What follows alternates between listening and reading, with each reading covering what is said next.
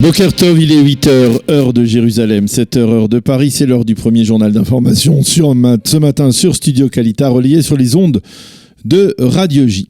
L'enquête sur l'opération d'une unité d'élite de Tsahal qui s'est mal terminée le 11 novembre dernier dans la région de Khan Younes au sud de la bande de Gaza.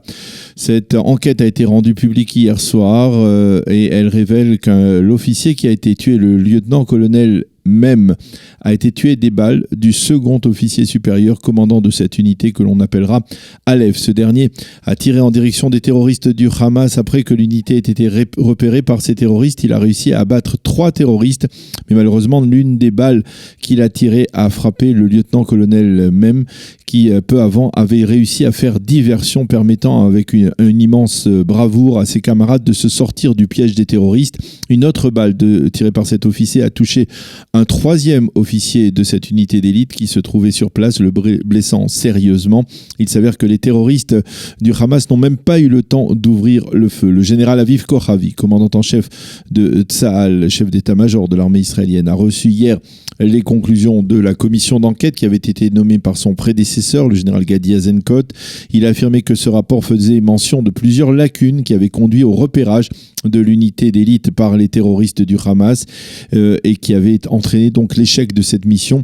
Le général a tout de même vanté le courage des officiers et soldats qui ont pris part à cette opération et en particulier l'opération de sauvetage qui a permis de les ramener en Israël. Au sein de Tsahal, on affirme avoir tiré les leçons de ce qui s'est passé ce 11 novembre dernier.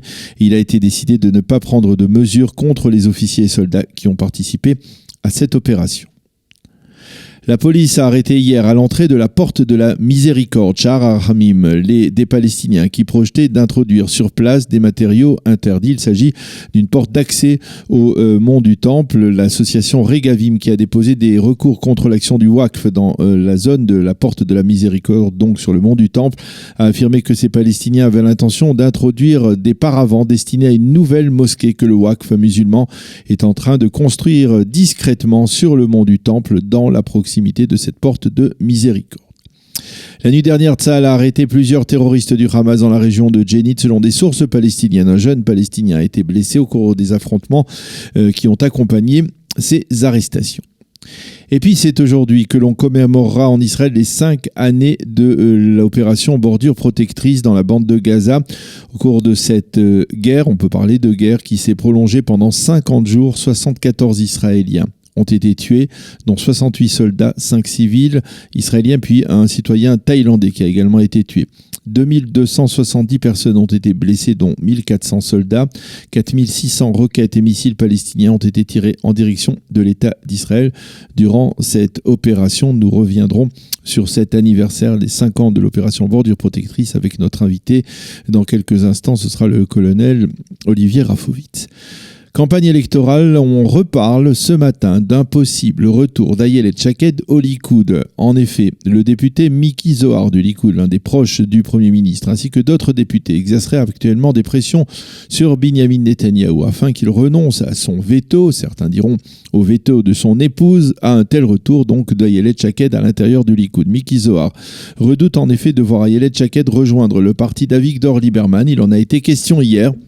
Si c'est le cas, nous risquons de perdre les élections, a-t-il déclaré.